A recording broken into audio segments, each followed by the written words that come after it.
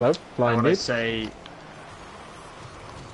Did it fuck for your brain? 4v4 is mad. It's a little bit more... It's really chaotic, isn't it, 4v4? The game mode's called Chaos. Oh, you... I'll just hit it up in the air. So anyway, Connor, you were saying? No, I'll talk about it later when we're not playing this, because I kind of need you guys to understand it. And what film is it? Collateral Beauty. Okay. Never heard of it. Has it got any actors in that I may know? No, but it's a Will Smith video, and another way sometimes he can do some pretty touchy videos, touchy movies, like sort of life. I know the. Oh my god! The only touchy Life. Will Smith movie I've seen. Go There's away! one called Seven, I think it is. The only touchy Will Smith Seven film Lives. I've seen. Oh wow! Is I Am Legend. There's another one called Seven Lives, not and really there's like maybe 3 that I know of, but you're right, he doesn't do too many, but when he does do them, there's always like... He did the one about that NFL player, didn't he? There's always like a psychological sort of... Yeah, I felt like that when I watched Suicide Squad. around it, I guess. And I remember when I was talking to you about... Have you seen... what's the one where he's a pickpocket? Oh, I don't know. He's a pickpocket. Came out about 2 years ago, and it's got him and Margot Robbie in it, and he teaches her how to be the only one called? I've seen is Hey! What?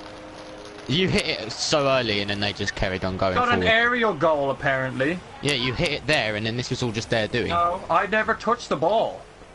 What? Not even when you was in the sky.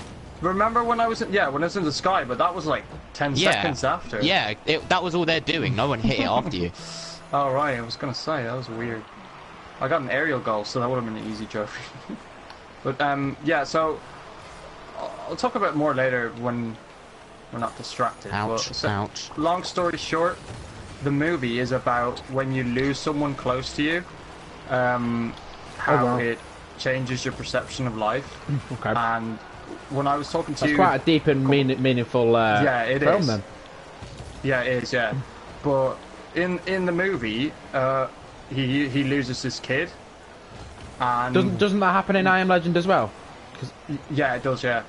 So I'm like thinking maybe there's some sort of relevance, or it's like, it's a bit strange how he keeps revisiting the topic. But anyway, when I was trying to talk to you about like how I couldn't think of a word or anything to describe how your motivation sort of increases as you lose a loved one, just based on you sort of getting a fuck it attitude, because but also you also get a positive where you actually you take both sides of it. You get a more fuck it, and you get a more appreciative or whatever of like how short life is or whatever.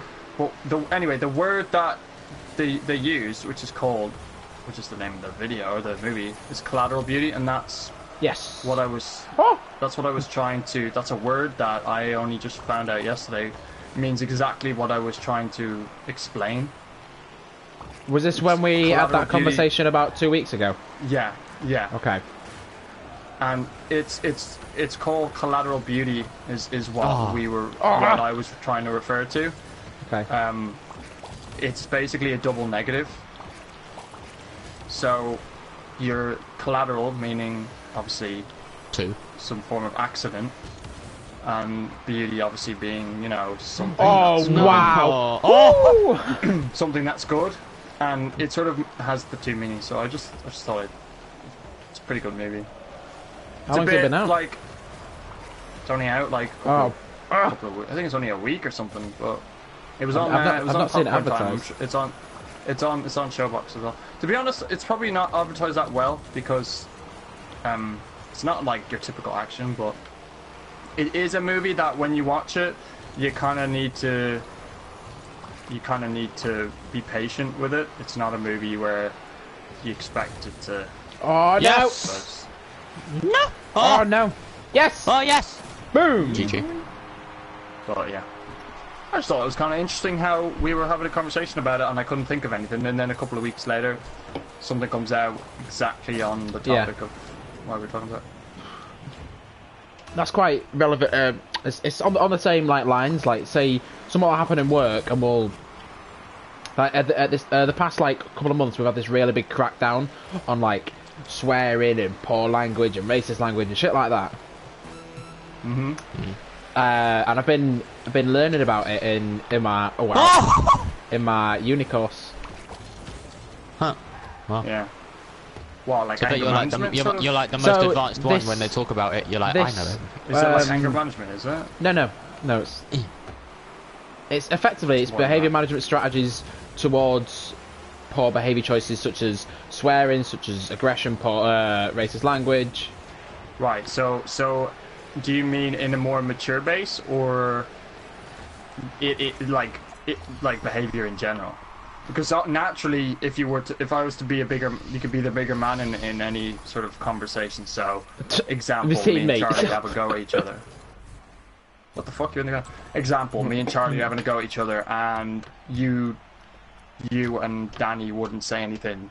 The behavioural thing you're on about would be a situation like that where you need the bigger man to neutralise both parties, I guess. In a sense, yeah. Kind of like that. In a sense, yeah. Okay. Yeah. But obviously, the more you learn about it, the more frequent you just sort of get used to it, and you're like, oh, whatever. And then obviously, because I watched a video today, and I found it was a social experiment on Down syndrome and kids. There's this guy, and he works in a store, and he was in some acting movies when he was younger, or whatever. But they got this this woman who was obviously another actor, and she was to treat. So the I think that's my fault. The special needs, the Down syndrome guy was he was a bag packer at a local grocery. Oh, thank you for turning around. Oh, good. Cheers, mate. I bet that. And the good hit, Charlie. Basically, she treated him like shit. Like said he was retarded. Said a bunch of mean shit to him. But the social experiment was to see what customers would react to, like how they would. React to customers. I think I saw that. I didn't watch it. One thing I found really upsetting was how people ignored when someone had a more powerful physical appearance. Yeah, so people a tall man or... I can understand where they're coming from, because someone that doesn't know the situation is... like I know, for example, if I saw something like that, I would not be afraid to say, what the fuck are you doing? No, what's up with you? That's because you probably have experience with those kind of people. Yeah, absolutely. But then there's some people that it's like, oh, you get someone who doesn't know anything natural. About it and doesn't have any. You even get people that are like, oh, he deserves that, and it's like, he deserves what? Yeah. It's people's negative perceptions on or shit the way that shit that their isn't life has sort of because they aren't classed as normal. They should get special treatment or they should be neglected. Yeah. I found that video. That's what I was saying about the video, because yes, Matt. Yes. 90% of the people who actually said something to, no matter who it was, whether it was a man, whether it was a woman, whether they were big, whether they were small, whether they were in the right to say something or not, the people who ended up speaking out and backing up the special child were people who had either relatives or they've got experience with it. Experience, yeah. But there were people, I think it was like maybe 1 out of 5 people who did just put the balance in. Maybe 1 out of 5 people who did actually speak out, even though they didn't have anything to do with it. They were just doing it because out of the common knowledge of you know, society, not they being were an like, asshole. oh yeah, that's wrong. Yeah, they were being an asshole. Yeah. I just found it interesting, but obviously, like you said, it depends on where you are. What I was oh wow, see you later. Flying. What I was learning this week was it's about racism. And it was talking about how kids aren't like my opinion is that kids aren't born racist. They are educated. They are. no one is born a racist. They are. They learn. What's the word? They learn racism. They're exposed to to extreme radical views that are like, I don't know, you're black, so therefore you're a thief. You're whatever. I think you're not as good as me because you're black. I don't think when you mean exposed, do you mean like it's someone else's problem that they're like that? Yeah. Or So for example, it's. I kind of disagree. It's parental. What if you were? Well, no, because what I've probably not explained it very well, but like, say for a 6-year-old doesn't think, oh, I'm not going to play with Tim over there because he's got brown skin. Whereas if you've got another family that's like, oh, don't play with Timmy because he's got brown skin. Yeah, no, I agree. That definitely increases it. Yeah, but there's also But then that doesn't make the child racist. No, it's not.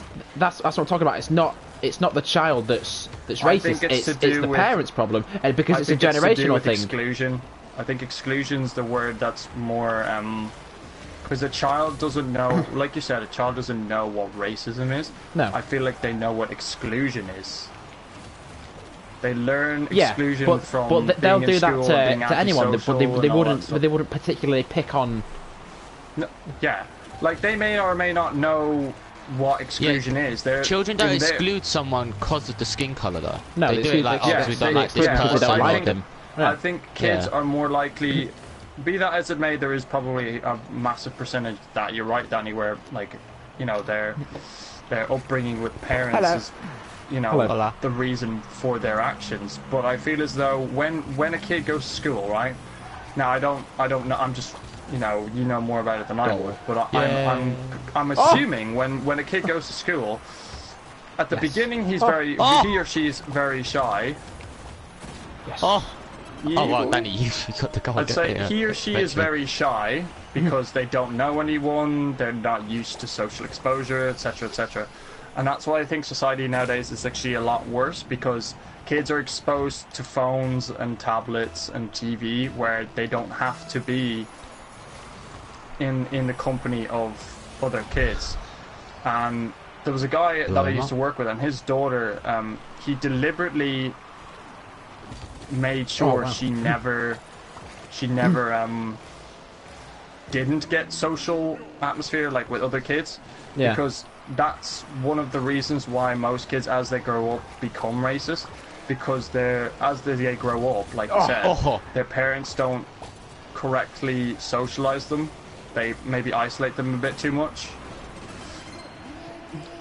and isolation obviously creates shyness, and shyness can sometimes bring out anger, because maybe the shy kid doesn't like being, he gets picked on and all that stuff. So I feel, it's a cruel world. It's a hard life for us. It's a hard That's what your name wrong there, Charlie. Fuck. I hope someone's in net, because that ball's coming. Big who? Big Razor! Not Razor! Big Razy. Big Razor. I spelled your name wrong, yeah. Big Razor. You got in trading, are you, Charlie? Apparently. No, Big Razor is. He's a bit more Big Razor than me. It's a bit more bricky. Yeah, it's coming down in the middle. Which is hard to be. Oh my god! Somebody drew on the wall. Oh no! Who let them score? Trade me your on 1 second. Connor. It took me a second to realise what it said. I was like, trade me your faff and then why? What? Oh, you're funny, yeah.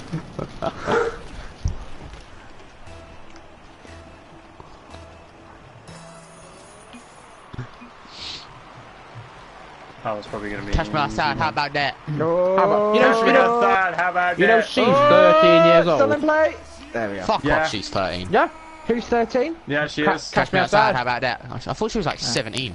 Does anybody like my flowers? Look at that rainbow. Gay pride map. I just got...